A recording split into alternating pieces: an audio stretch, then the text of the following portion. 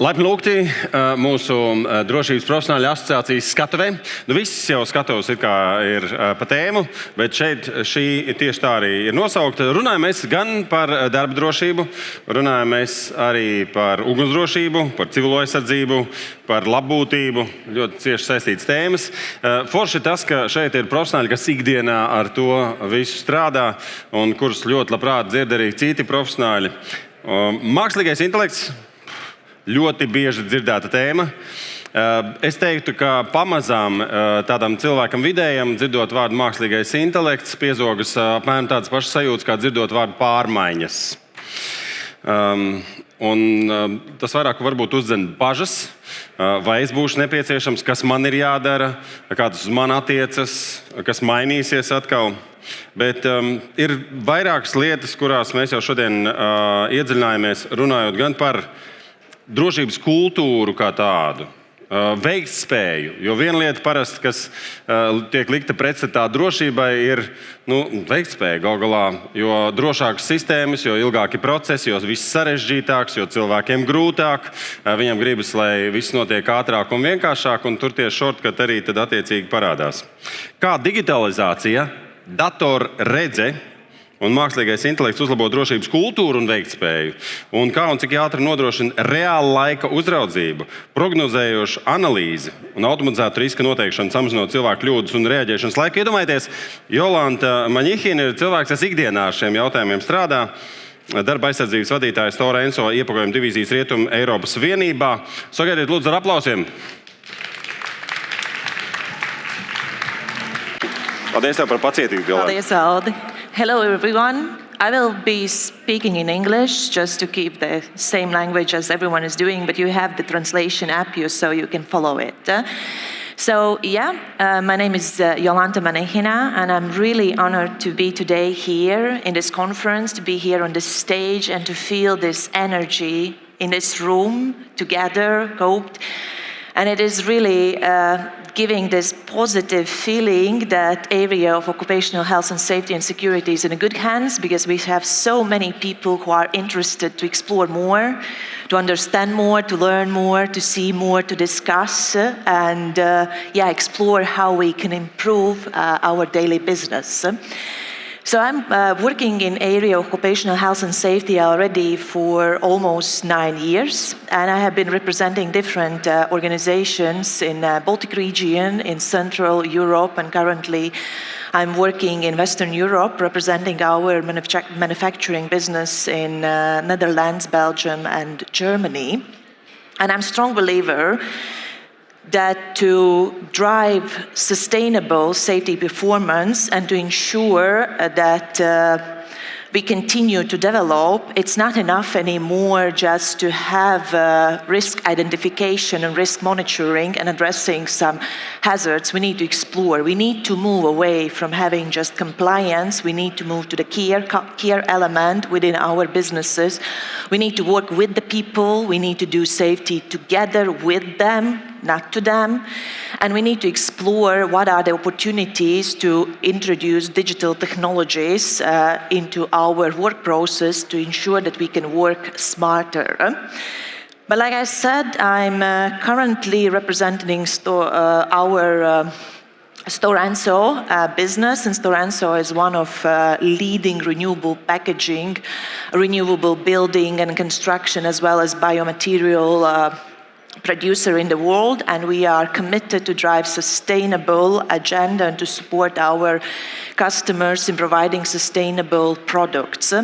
But overall, Stora Enso history goes back to the 13th century, and we are the oldest continuously operating organization in the world.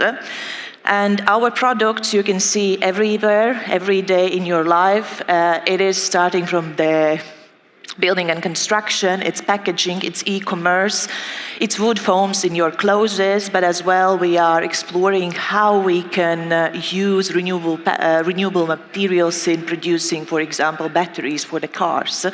We are strongly committed that everything what is made from fossil-based materials can be replaced by renewable materials.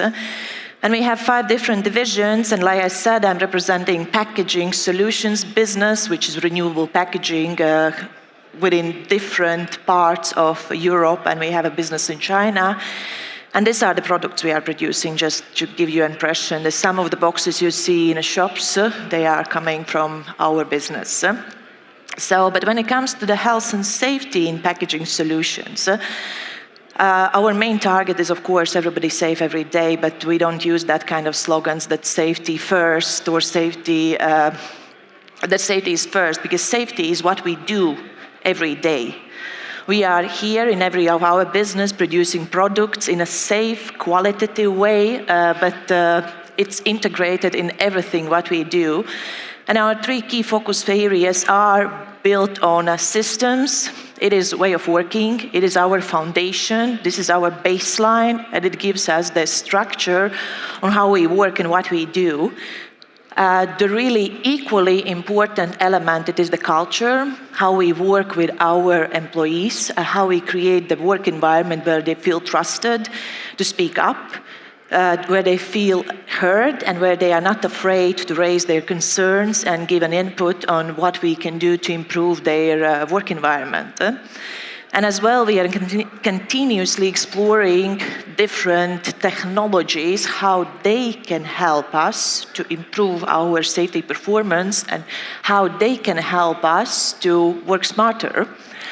And we have invested quite a lot in different digital technologies. We have built the virtual reality trainings. We have worked with different systems, with different program introduction, with different elements. But today I will tell you about one of digital technologies we are using within our production, within our environment, and it is computer vision technology, and how we are using it to learn and to develop our safety performance. And I think everyone who is working in area of occupational health and safety, but not only, it comes back to the different processes, you are familiar with this iceberg principle. So everything we see above the surface, it is just the minimum of what happens in reality. There is a lot underlying under the surface.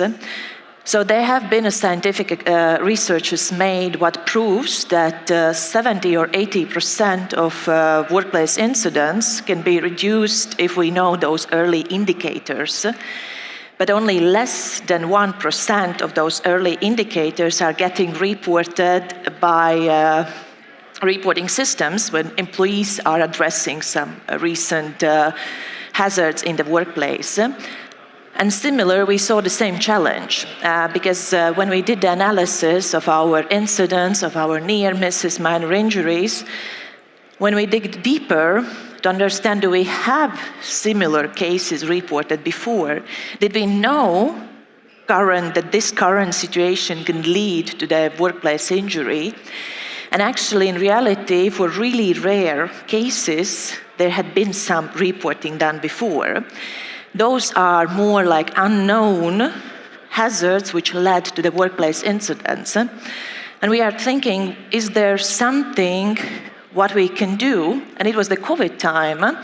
And on LinkedIn, our division safety director, he saw a post about some airport, I think it was in America, where they have been using computer vision and artificial intelligence models to detect either employees in an airport are wearing the face masks to monitor the personal protective equipment usage.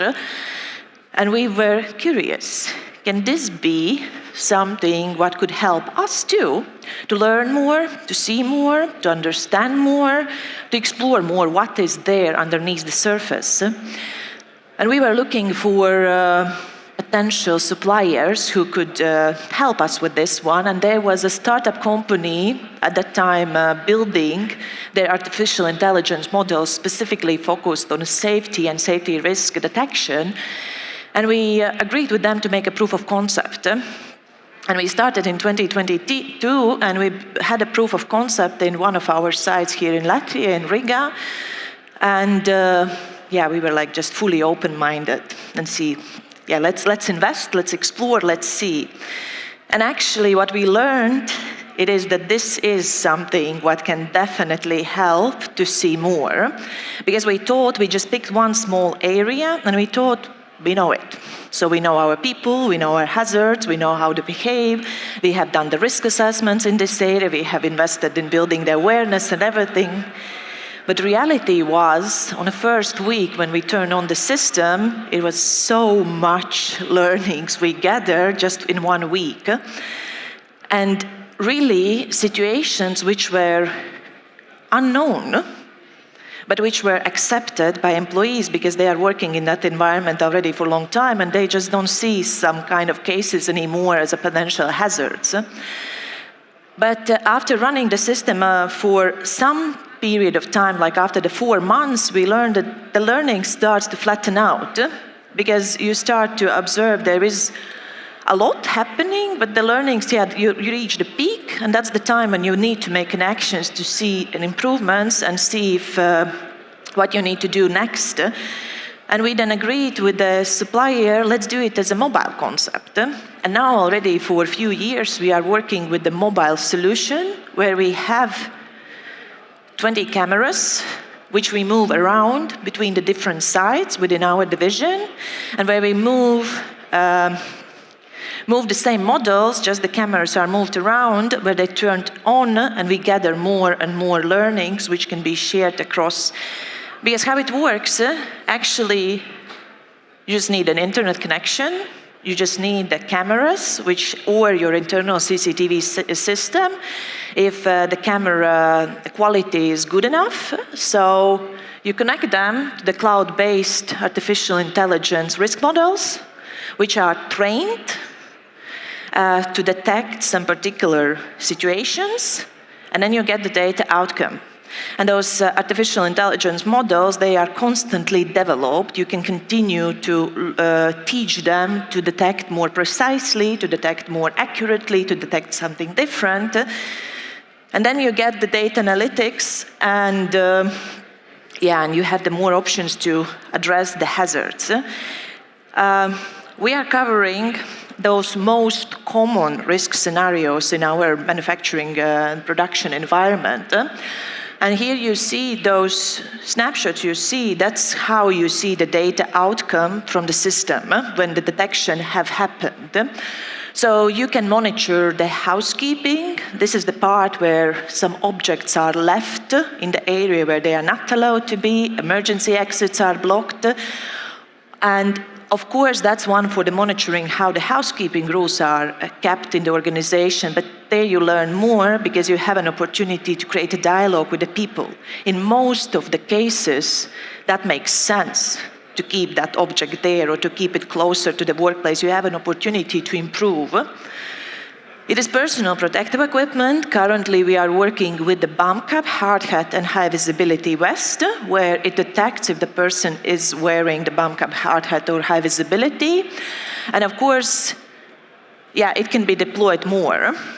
So it is the action recognition when the person is down. It means that when someone is down more than 10 seconds, and that's actually something what could be really useful when you have the lone work areas. It's people's zone breach, people entering the areas where they are not allowed to be. Similar, there is vehicle zone breach, like where the forklift trucks or some moving equipment are entering the areas where only persons can be. And it is like early predictors of potential incidents, like person to forklift near hit when the person gets too close to the moving forklift and is almost hit, and two forklifts when they are almost colliding. System settings are done by organization. You draw your danger zones, you draw areas where you want to monitor. You can change them anytime. You are owning the data input. And there is some specific models, of course, which are working for all cameras in all areas, because if someone is down and falling down and lying there more than 10 seconds, despite of the danger area, you want to receive that information and that input. And then, once the system setup is done, you have selected what kind of models you want to monitor in each specific area, you are getting the different insights. And you have an option to address issues within your operations and to talk with the people and create a dialogue. Important element to mention, there was never intention for us, and it will never be an intention to monitor individuals. We use this artificial intelligence and computer vision to learn, to see the patterns, to see the bigger picture, to have this umbrella view, and to gather the insights of what is actually happening. Because like I said, the intention of employees is not to violate the rules. In majority of the cases, our procedures, requirements, they are not making sense for the end user because they have been created by someone who thinks that he's smarter. Not always we involve our employees in the discussion, and so in that way we create something what doesn't make sense for the end person who works at the environment as well. They have learned some kind of habits too from their colleagues, because we as leaders have maybe not addressed them at the timely manner, and this operational discipline element have been lacking. And as well, that tool should be used as a learning opportunity, not to detect individual violations, to blame people, because that's not the intention. And if that's the intention, how you would be interested in using it, then better not. But outcome data you can get in statistic way. You can see heat maps, layouts of the area, and then you see with the blue spots, darker blue spots, where the majority of the deviations are detected. You see the statistical output, where you can monitor maybe there is some kind of common dates and time shifts where some more the deviations are detected. Yeah, you can select the scheduling for each and every of the camera. Maybe you are more interested what happens during the night shifts, or you know that during the weekends there will be contractor work ongoing in this specific area, or let's see, then either our practices are followed and what we can improve there. And system provides an opportunity too to select like alerts, immediate reaction, because if someone is down, laying more than 10 seconds, you want to address it immediately. And the system helps that one too with creating alerts to your mobile phones, for example. But of course, one is the statistical output, but for each and every of the detection and deviations, you see snapshots captured, where you see what exactly is happening, and the picture always, visual element tells more than overall just the statistics. And I will share with you just three cases. We have a lot of them, of course, but just to show how we have used the system to improve our work environment, but overall to improve our operational processes and ensure that we can predict and prevent some similar cases from the happening. And here you see that we have one of our machine lines, and there is this entry into the machinery or machine zone violation, what you can draw on specific equipments to detect if someone is entering that area. And we, out of curiosity, did it. We thought, no one should be there, but let's see, maybe. But actually, they don't need to do anything there. We have done the risk assessment with the people. They identified that they don't need to be there because we are doing the task-based risk assessments, like specifically to the tasks. No one have previously observed any cases like that. But out of fun, let's see, maybe. And actually, after half an hour, we saw the first detections coming into the system. So this was normal standard operation for the operators, because there is paper jams occurring in that area and they need to enter into that area. And as those quite often those jams are like some short, they are not getting reported in our operation systems. And as it was happening quite often, longer time, but for years, they didn't even see it anymore as some potential risk. They just need to step in, they open the doors, machine stops, they step in. Yeah, there's maybe no stairs how to safely access this, but we can climb as a monkeys too, like to get an access, because we need to clear the paper jam and we need to get the machine up and running. That's the intention. But this gave us really good insights, and we did a lot of discussions, of course, with employees, and we conducted the analysis of the reasons why they need to be there, and we conducted the analysis of why those paper jams are occurring, so that helped us to improve and reduce the number of times. We discussed on safe access ways, or the standard operating procedure. We trained our employees, and that helped us, of course, to reduce and to increase the awareness and reduce the possibility for some incidents to happen in this area. Similar case, it is about person near hit model. So in our environment, we have like a really narrow space in one of the areas where there is some waste pallets which needs to be moved away to brought to the different part. And long time, over the years, it have been done that the forklift is moving that waste away from that area. And you see in that corner, there is machine line which is operating, and there is in this narrow space where there is walkways, there was forklift moving in to get that waste and to move it to the waste shredder system. And at the same time, there are people moving. So this is like really high risk area. But as it's not happening that often, like during the safety walks, it was not observed. And by employees, they are there on a daily basis. They don't see it anymore as a hazard. I still remember my first time when I entered our reel warehouse, where there's 3-ton reels stored in 3 levels, and there is 6-ton forklift driving. I was like scared. But now I can walk there with the closed eyes. Of course, I'm not doing it, but I can do it because I feel safe there. I don't see it anymore as a hazard, and that happened in this case too. That's the reason why people were not reporting. But on a daily basis, we are putting our people in danger that they can get hit. Without turning on the system, we most probably at some point we would understand the case. Hopefully not when someone is hit by that forklift, because those are 3 tons. It's one elephant moving in the environment. But that helped us to address that case. And similar, we have done a lot with improving our housekeeping routines with relocating some of the equipment or drawing the specific areas where the equipment could be kept, ensuring that the pedestrian walkways are kept clean. And but like this system helped us to see and identify more. It opened like eyes for us too on a lot of different situations. And the digitalization is here. It is our future. And artificial intelligence models and this computer vision system, it is like extra eyes in your production, which are on 24/7. So, like, the costs of one FTE in your organization, to assign FTEs per particular area to 24/7 to see the different potential hazards, it costs a lot.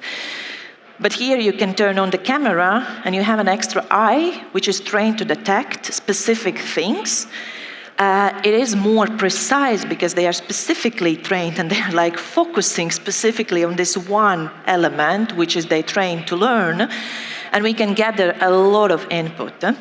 And it is like extra safety guardian in your production environment or your office environment, whatever you want to use it, because it helps us to indicate, it helps us to observe, and it helps us to improve our well-being and safety as such in our organization. And it gives too for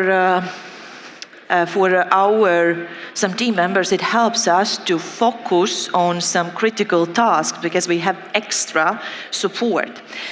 But what we need to remember, this gives just you a data. Of course, it can give you some analytics too there in that data to give you some predictions, to give you some indications. Okay, this is where some hazardous observations are increasing, or this is some of analytics, but still there should be a human who makes a decision. So this is not taking away any of the safety specialist work, any of the leader work. You still need to be out, you still need to do your safety walks. Artificial intelligence models at the end of the day will not talk with your people. They will not help to increase awareness, even if that's indicated. It's not enough if you show some picture with the hotspots to your employees. There should be still person who translates what does it mean. And this is just the tool. If you use it smart, you can be more successful. Thank you.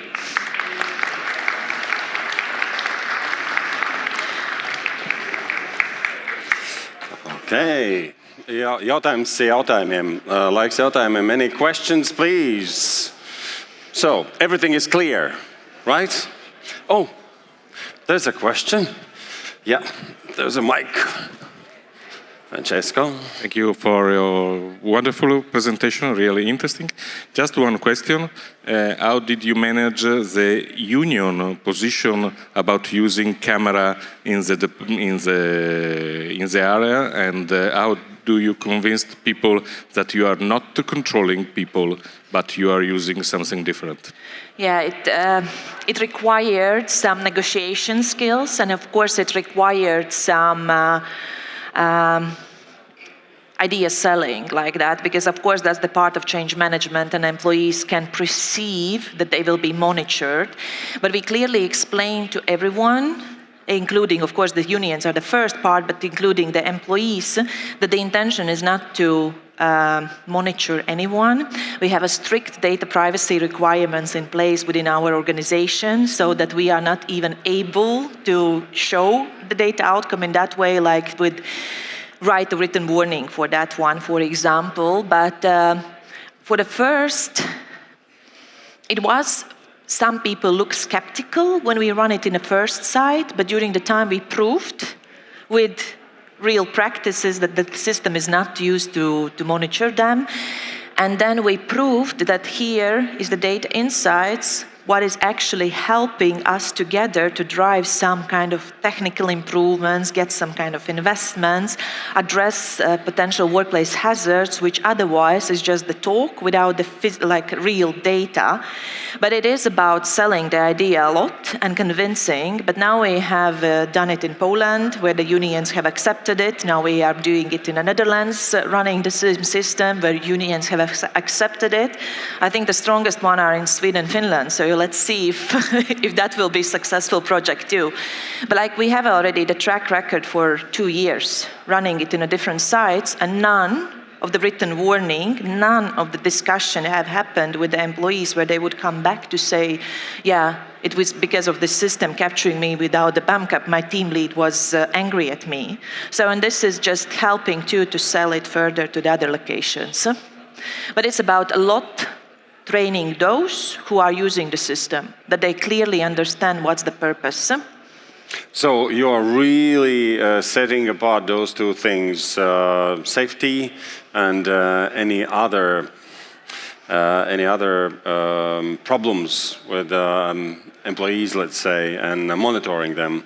Have you had ever to prove that this system is only for safety? Like, look, see, we can't see you, it's just data. The question is more, did we had any discussions with the employee that he would felt that you are monitoring him? Yeah. No, we just needed to more convince them that they still need to report what they observe, because system is trained to learn and see specific things, that they still are the part, we are not taking away their role. Mm-hmm. That was the discussions we had. All right, okay. Any other questions, please? Look at the jautājumi. Aplausi Jolantai. And I see the time is out. Thank you.